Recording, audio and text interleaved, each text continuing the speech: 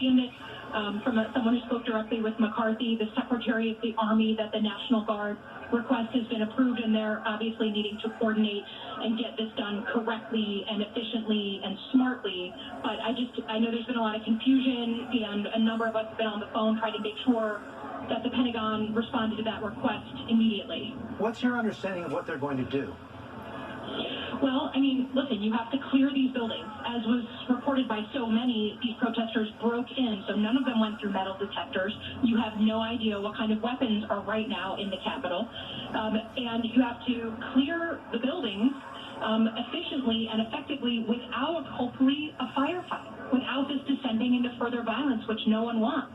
And if people really support our military, support our guards, support the law enforcement who are risking their lives right now, they should evacuate the area.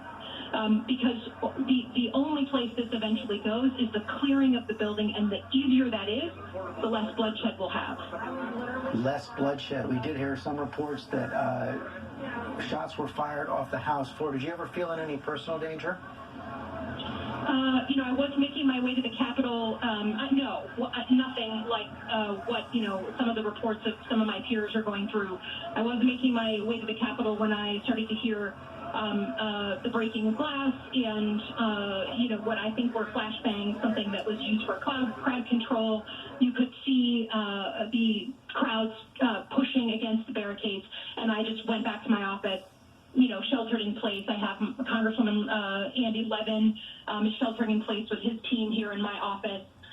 So I did not feel in danger, but that is a very different situation when I see protesters who have not gone through metal detectors running through Statuary Hall and the Rotunda. And we're seeing police officers in combat gear across the Capitol right now. Congresswoman, going forward, the votes will be counted, the election will be certified, Joe Biden will be inaugurated on January 20th. How does Congress, working with the new president, working across the aisle, try to recover from what we're seeing today? Well, first I want to say, as a Democrat who represents a Trump voting district, this is not representative of the majority of people, even who voted for President Trump. And I think it takes, unfortunately, an egregious act like this for many people to realize that you have to make a call, you have to make a decision on how you want your country to proceed. And that what we're seeing right now is not what anyone wants for the United States of America. Secondly, you have to commit, look at where we have come to.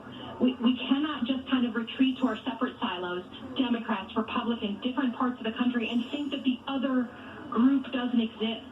We have to accept that this is a fragile democracy, and if we don't work on it, it won't stay afloat.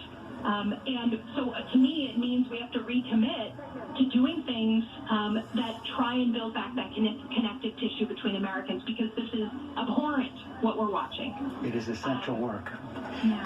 Congresswoman, thank you so much. We hope you stay safe.